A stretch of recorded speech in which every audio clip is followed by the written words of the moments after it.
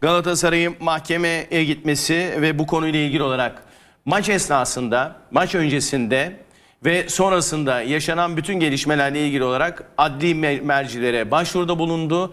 Tüm kapsamlı bir vaziyette araştırılması yönünde. Yusuf Barasi bir açıklama yapmış. Evet, evet. Okan Hoca bana küfretmedi demiş. Yani orada Murat Sancak, Okan Hoca... O çıktı zaten. Hünkar da, TRT Spor'da Hünkar Mutlu da bir dudak okuma ve işaret diliyle ilgili olarak bir uzmana 3 aylık sormuş. Orada da bir küfür olmadığına dair içeri girin diye bir ifade kullanmış. Bence de zaten yani oyuncuya küfür etse oyuncu da ona karşı bir reaksiyonda bulunurdu yani öyle Ama bir durum abi, olsa bütün zaten. gece Abi Okan- bir küfür üzerine bütün Fenerbahçe ve Galatasaray taraftarı birbirine girdi sosyal medyada. Bak küfür etmiş, Okan Buruk küfür etmiş veya belki buna ben de dahilim yani. Sonuçta ben ilk küfür et, bir kulübün başkanı küfür ettiğini söylüyor oyuncusuna. Evet. Zaten biz de bunu almaya dünden razıyız. Ben Murat Sancak'a dün sordum. Oyuncuya sordunuz mu dedim. Sormama gerek var mı? Belli olmuyor mu zaten dedi. Ben sana bir soru sormak istiyorum. Yani sen birebir yayın yaptığın için. Murat Sancak, benim derdim Galatasaray değil diyor. Evet. TFF ve MHK tarihin en iyisi diyor. Evet. Ali Koç benim abimdir diyor. Abim diyor. Dursun abi. Dursun Ali Özbek Koç benim abim babamdır. Ali Koç'tan El- büyük Murat Sancak ya. Aynı yaştalarmış. Aynı yaşlar mıymış? Abi kardeşiz diyor. Abi kardeşiz Abi diyor ya, kardeşiz ben de öyle diyor. diyorum, Evet, evet. Abdullah Kavukçu için de öyle diyor. Kardeşimdir diyor. Ya da Evet. abi kardeşiz diyor. Dursun Özbek benim babam gibidir. Nerede görsem elini öperim diyor. Değil mi? Bunların hepsini söylüyor. Murat Sancak'ın derdi ne abi? Bu aksiyonun hedefi kim? Şöyleymiş, MHK'ya operasyon çekiliyormuş. Evet. Hakemler. Hakemlerin. Hangi hakemler? Şu anda Oğuzhan Çakır mı? Oğuzhan Çakır. Yani bu Oğuzhan MHK Çakır. tarafından FIFA yapılan Trabzonspor'la Fenerbahçe arasında oynanan maçın altına dinamit koyan Oğuzhan Çakır'dan mı bahsediyoruz? Evet. Bu Oğuzhan Çakır mı MHK'ye ve TFF'ye operasyon çekiyor? Hakemlerin MHK'ye ve federasyona operasyon çektiğini söyledi. Yani bu tepki sonuçta hakem eğer bunu yapıyorsa sen operasyon çekiyorsun. Ben de bunu yapıyorum arkadaş. Senin Hangi olduğun hakem? yerde Oğuzhan Çakır.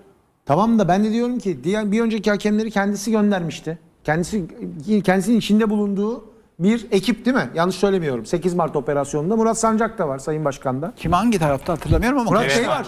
var. O yüzden hakemlere çok bir şey demiyor diyor. Abi şimdi o hakemler gitti. Cüneyt Çakırlar, Fırat Aydınuslar. Aslan gibi adamları yolladılar. Bir sürü adam gitti. Güzel abi. Bunları siz getirdiniz genç diye. Üstelik yani operasyon çekiyor dediği Sayın Başkan'ın Oğuzhan Çakır bu Merkez Hakem Kurulu'nun evladı. Yeni FIFA oldu zaten. FIFA yaptılar. En güvenli FIFA isimlerden yaptı. bir En tanesi. güvenli Oğuzhan isimlerden Çakır, biri. Mehmet Türk. Yani Şu an en şimdi çok onlara maç veriyor. Hatta Baba- o kadar güveniyor ki baba oğul gibiler. Tekrar Oğuzhan gönderiyorlar. Çakır MHK Başkanı'na operasyon mu çekiyor? Abi bak herkes Sayın Başkan bir şey yaptı. Neden yaptı bilmiyorum. Hedefinde Galatasaray mı vardır? TFF mi vardır? MHK mi vardır? Fenerbahçe mi vardır? Trabzon mu vardır? Adana Demirspor mu vardır? Ben bilmiyorum. Diego Carlos için geçmiş olsun değil mi Türkiye Futbol Federasyonu? Yok be abi kimse için demiyor ya. Barış Alper'e geçmiş olsun dedi abi sakatlanınca. Şimdi Abi Diego Carlos orada- 6 hafta yok abi. Orada çünkü Bir geçmiş olsun beklerdim ben yani. Murat orada Barış Alper Yılmaz üzerinden federasyon başkanımıza operasyon vardı. Öyle demedi mi? Yani o kendisi gün- için. Evet, Kendisinin hakemler bana ifadesi. operasyon yapıyordu. değil mi Kendisinin o gün? ifadesi. Geçmiş olsun. Evet. O yüzden Okey. geçmiş olsun o zaman. Şimdi burada Tabii ondan demek dolayı. ki kendisine operasyon görmüyor. Yani şimdi Galatasaray Kulübü artık somut diyor ki Türkiye Futbol Federasyonu, ey Türkiye Futbol Federasyonu biz senin sportif yargına falan inanmıyoruz. Sen çünkü her şeyin halının altına süpürüyorsun, her şeyin üstünü örtüyorsun diyor Galatasaray Kulübü. Ben bunu artık yargıya taşıyorum. Yargı bununla ilgili karar verecek diyor. Bak Galatasaray'ın bu başvurusu Cumhuriyet Başsavcılığı bak Temiz Eller Operasyonu'nun startıdır bu. Temiz Eller Operasyonu'nun startıdır bu. Her şeyle ilgili başvurusu var. Diyor ki bir takım olaylar oldu ve bunlar hayatın doğal akışına aykırı olaylar. Aynen. Şimdi bununla alakalı olarak her canı isteyen kulüp ya küme düşecek kulüp nasıl sahadan çekilebilir? İlk hakem hatası bu mudur? Bununla alakalı olarak medyasından yöneticisine, federasyonundan kendilerine herkesle ilgili adli bir soruşturma başlamasını talep ederek suç ihbarında bulunuyor aslında. İstanbul Cumhuriyet Başsavcılığına. Buradan şimdi gereken tetkikler yapılacak. Şimdi olaylar büyük olaylar. Bu sporda şiddeti körükler mi? Dün yaşananlar.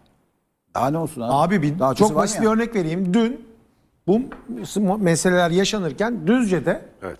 Biz de bunu bugün konuştuk. Yani Evet. bu iş olacak sonunda dedik, olmuştu. ya geliyor. Bağıra bağıra geliyor. Bak insanlar dün işte içkili bir restoranda bu meselelerin yaşandığı dakikalarda biri birini uçaklıyor. tekelde. Değil restoranda. Ben araştırttım. Sonra tekel yazıyordu haberde. Hayır doğru değil abi. Tekel Ha, değil. değil mi? Tekel sahibi galiba. Ha, bir tekelin tane. sahibi, bir tanesi tekel sahibi, tamam. Bir restoranda oluyor. Yani sadece Galatasaray Fenerbahçe üzerinden gitmiyor mesele. Evet. Başka kendi aralarında başka şeyler de var ama bardak böyle taşıyor. Abi şimdi bu noktaya geldi iş. Bak çok tehlikeli bir yerdeyiz. O yüzden haftalardır bangır bangır bağırıyoruz. Diyoruz ki bu iş başka yere gidiyor. Bu işe devlet el koysun. Şimdi Yaşar Kemal Uğurlu hakemliği bıraktı. Neden bıraktığına dair ne biliyoruz? Resmi açıklanan ne var? Teşekkür ver sadece. Teşekkür var. Galiba fiziksel olarak da Amatöre yeterliği düşürüldü. yokmuş. Evet, klasman Amatör düşürüldü. Yaşar Kemal Uğurlu'nun Kıbrıs'ta kumarhanede bir görüntüsü çıkıyor ortaya. Evet, Bununla doğru. alakalı Merkez Hakem Komitesi ve bazı kulüpler bir araştırma yapıyorlar. Bu doğru mu diye, bu gerçek mi diye, fotomontaj mı diye. Yapılan araştırmalar sonucunda bunun fotomontaj olmadığı ortaya çıkıyor. Doğru olduğu ortaya çıkıyor. Burada ben bir ek bir şey söyleyebilir miyim Buyurun. araya girip? Yani kumar tamam. Şimdi bu işin bir de bahis tarafı da var ya. Yani şimdi yani genel olarak kumarhanelerin bir de bahis Onu bırak şimdi, Kıbrıs üzerinde şey de var. Bahis ofisleri var. Bet Tam ofisleri son yani. söylüyor. Hayır, Abi bunu kumarhane yaşayan normal caddede insanın var. ve şu ana kadar geçmişe dönük bütün kararlarını ben sorgulanması lazım. sorgularım. Sorgularsın. Araştırılması Soruşturmadan lazım. bahsediyoruz ya. Aynen. Bak soruşturmada Bu da dahil buna bakılması edilmeli. lazım. Abi Ve her- bununla ilgili kalın bir dosya var. Soruşturan da Şimdi soruşturmuş. kalın dosya var dedin. Gerçekten kalın bir dosya var. Yani önümüzdeki günlerde şu anda hala Süper Lig'de aktif olarak görev yapan başka isimlerle ilgili farklı şeyler de ortaya çıkabilir. Şimdi Yaşar Kemal Uğurlu neden önemli isim biliyor musun? Yaşar Kemal Uğurlu 8 Mart operasyonu olduğu zaman, yani Fırat Aydınuslar, Cüneyt Çakırlar gönderildiği zaman, tukaka edildiği zaman Ferhat Gündoğdu MHK'sinin 1 numaralı hakemiydi. Abi Değil mi? orada bunu 38 yaşında FIFA koyar taklar. Tarihte yok. Bir numaralı hakem olduktan sonra Mehmet Büyükekşi Beşiktaş maçına bir Beşiktaş kongre üyesinin arabasıyla gitmesi sebebiyle onu hakemlikten düşürdü. Sonra Ferhat Gündoğdu tekrar geldi ve tekrar hakemlik kabiliyetini verdi. Tekrar maça almaya başladı. Şimdi de temizliyorlar. Ben de buna inanmıyorum işte. Bu bana inandırıcı gelmiyor. Sen belli hakemleri, olmayan hakemleri zaten yukarıya çıkarıyorsun. Sonra o yukarıya çıkarılan hakemleri devre dışı bırakarak temizlik yaptığından, operasyon yaptığından bizim inanmamızı bekliyorsun. Hakemleri kafasına göre maç yönetiyor. İnsanlar birbirini bıçaklıyor abi sokakta. Bu artık bunun hesap verilebilir olmalı abi bu. Yani hakem bahis işindeyse bahis işindedir demeli. Beceriksizse beceriksiz olduğunu bilmeli. Birinden talimat alıyorsa onu bilmeliyiz. Artık yeter abi. Yani bu hakemler yüzünden Türk futbolundaki gerilimin, bu sadece hakemler demiyorum. Hakemler de bir parçası. Önemli bir parçası. Ama bu gerilimin bu kadar büyümesi belki en önemli parçası. En önemli hakemler. parçası. Yani insanlar, koca koca kulüpler, Şansal abinin lafı var abi. Eski başkanların kemikleri sızlıyor artık. Çok acayip yerlere gitti. Kulüpler maalesef. birbirlerine hedef alıyorlar. Diyorlar ki kardeşim sen oraya gittin, madem otelde kaldın, konakladın, bize orada kendi paramla kaldığını kanıtla. Bir belge ibraz et. Biz de bunun normal bir şey olduğunu, olup olmadığına karar verelim diyorlar. İbraz edemiyor. Böyle bir belgeyi ibraz edemediği için orada ya davetli olarak kaldığı ya da başka bir şey olduğu ortaya çıkıyor. Bununla ilgili hatta iddia o ki Kıbrıs'a giriş çıkışıyla alakalı bile pasaportta damga olmadığı söyleniyor. Günün sonunda bakıldığında özel uçakla mı gitti anlaşılmıyor. Kiminle gitti anlaşılmıyor. Kalıp kalmadığı, kendi parasıyla kalıp kalmadığı anlaşılıyor. Bunu ibraz edemediği için. Bununla alakalı bazı kulüpler de şikayette bulunuyorlar. Bu konuyu araştırıyorlar ve sonunda hakemliğin bırakmasının perde arkasında bu olduğu söyleniyor. Bir hakemin bir anda birinci sırada yer alıp 8 Mart'tan sonra oradaki bütün hakemlerin neredeyse en tecrübelisi ve en kıdemlisi pozisyonuna gelmesi, akabinde Ferhat Gündoğdu'nun gidişiyle beraber bir anda kızağa çekilmesi, hiç görev verilmemesi, Ferhat Gündoğdu'nun yeniden gelmesiyle birlikte bir anda arka arkaya sürekli olarak maç verilmesi. Şimdi madem ki performans odaklı bu iş, doğru mu? Performans bunun neresinde peki? Yani performans birinin adamı olup birinin adamı olmamaksa en güzel örneği bu zaten. Ay sonunda Türkiye'nin merakla beklediği Galatasaray-Fenerbahçe derbisi oynanacak. Hala tarihi belli değil. Tarihi belli değil. Belli Türk bence. hakemi yönetecek yabancı. Ya hakem. belli tarihi belirsiz söylüyoruz Perde arkası yani. belli. Evet, perde Kim- arkası belli belli. belirsiz yani. Kim yönetecek? Açıklamıyor. Açıklanmıyor. Haluk Erden Timur bu akşam Sinan biraz. geçen YouTube'daki yayında da söyledim. Bir cisim yaklaşıyor demişti.